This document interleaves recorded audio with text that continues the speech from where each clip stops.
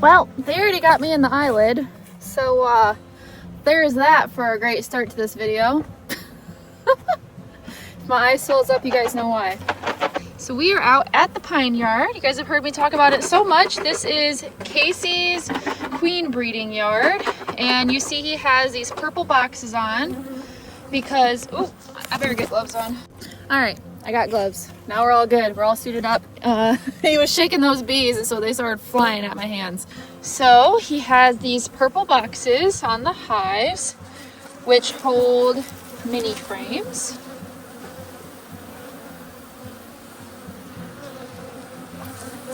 Have they been drawn, any of them yet?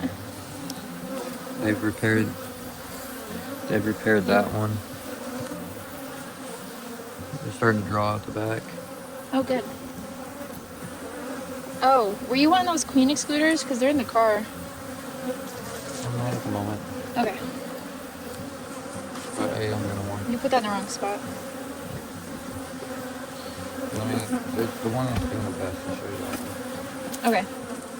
But, okay, so we have these purple boxes with those mini frames, and those mini frames, oh, there's a grafting hive there, and these mini frames go into these boxes. These are double mating nukes. Takes 3 frames per side. So last year, if you guys remember when we did this, we had just shook bees in like Kasey usually did for the mini mating nukes. Well, the thing is, when you have these type of nukes, because they're a little bit bigger, it doesn't work as well. And there was like a little slot at the bottom that they were then able to escape, even though he shut all of them so the bees wouldn't get out. That is the biggest thing when you start mating nukes, is when you put a queen cell in there, that doesn't force them to stay. They don't have any sort of brood, any sort of pheromones in there, so you really have to lock them up for a couple days, at least when you do the mini mating nukes. So we tried that with those and it didn't work. So now this year we're going to be just putting them on the boxes, having them get built out with comb.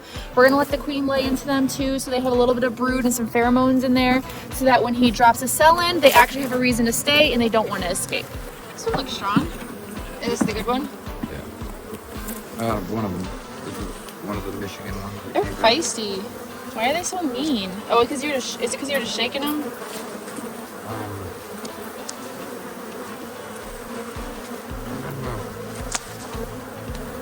It also was really nasty yesterday, guys. It was 40 degrees, freezing cold. Not the best day to split, but I did do some splits. I did a bunch of walkaway splits, but that might be why they're a little feisty,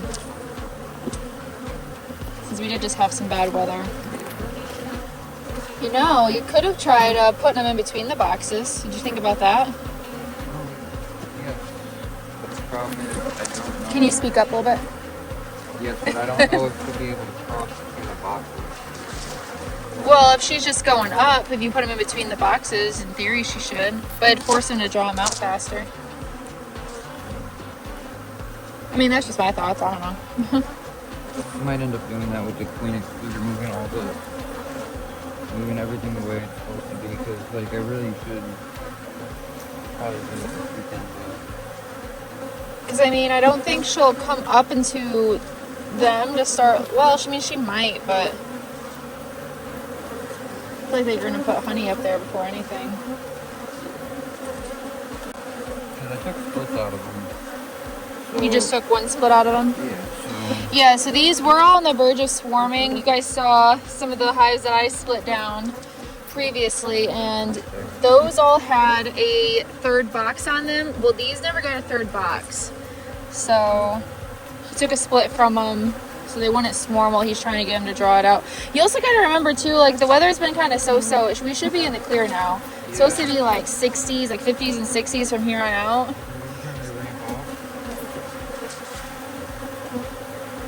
So what I'll do is I'll come out here with all the queen excluders, move all the brood the way it's supposed to be. Put these boxes in the middle. You might be able to. I mean, I would say it's worth a shot, because I mean, then they're it's like right there, and it'll break up their brood nest, and the temperatures will be fine to do that. They don't like you standing in front of the box. Well, it probably, yeah, that's true. I probably shouldn't be standing in front of the hive. I also have a lot of bee stink on me from yesterday. They weren't happy. when I was splitting in cold weather, so which is understandable. But like you guys have heard me talk about, we have almost 200 double mating nukes to fill out this year, so drawing out the comb in all of them is going to be the biggest challenge, at least for right now. Yeah, these aren't fully in them yet.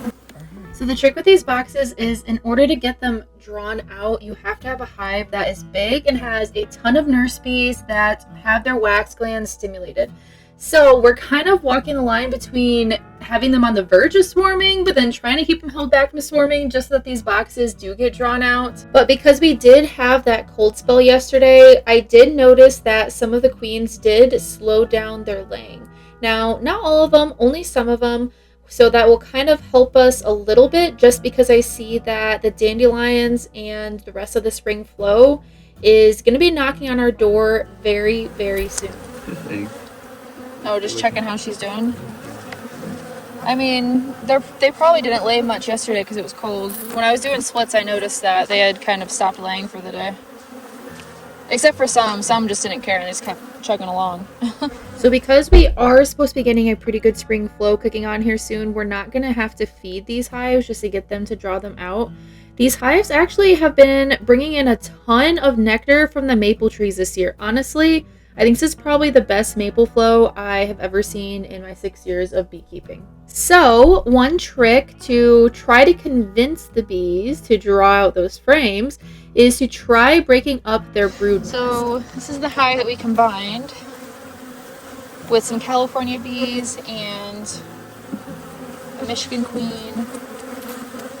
She was looking a little small, so we gave her some bees to help boost her. And like, that hive had no queen, so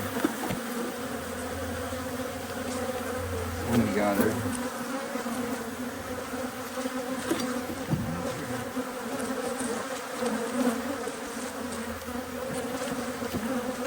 Is she doing okay? So this is the other thing I've noticed. Sometimes a queen just completely fizzles out. So I think that's what was happening here. She must have been failing for some odd reason, whether that be she was sick or maybe she was a little bit older. Honestly, Kasey and I need to get a little bit better with our record keeping. But you know, this is the fun part of beekeeping. There's always something new to learn, whether it's understanding the bees a little better or honing in our skills. Every season brings a fresh challenge and, honestly, a chance to grow. Why would she just randomly die? I had that happen to a couple other hives too. Just out of nowhere, she just died. Thought that was kind of odd. Okay, so if you guys couldn't hear him, he's gonna shake them all into his grafting hive. Since they're already making queen cells, that will actually be perfect because they already had that impulse. So, I mean, yeah, at least we have some use for them. But, alright, are we taking those boxes over to the other yard?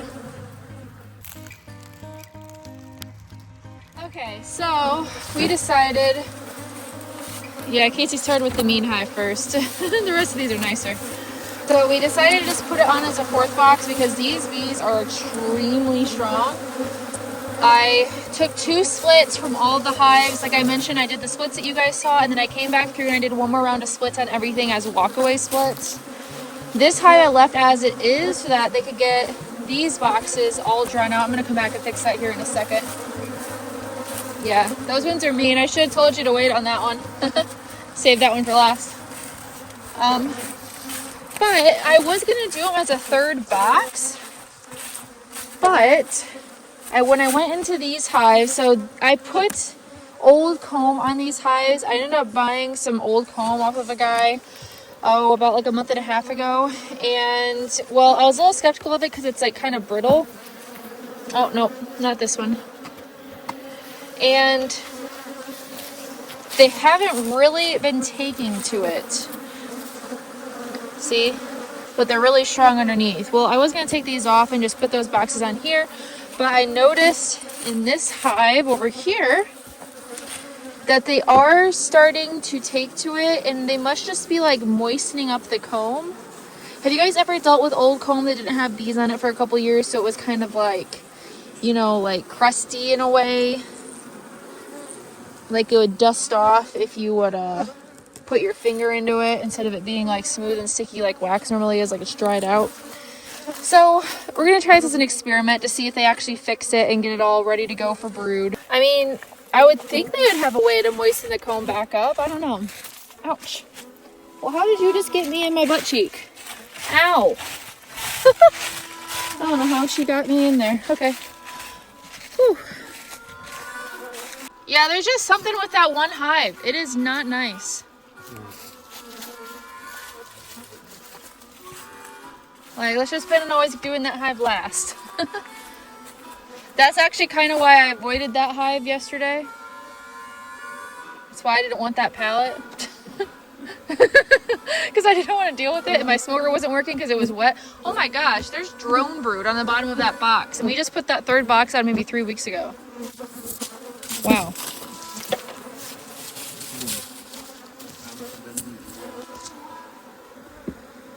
Are we only doing 3 hives?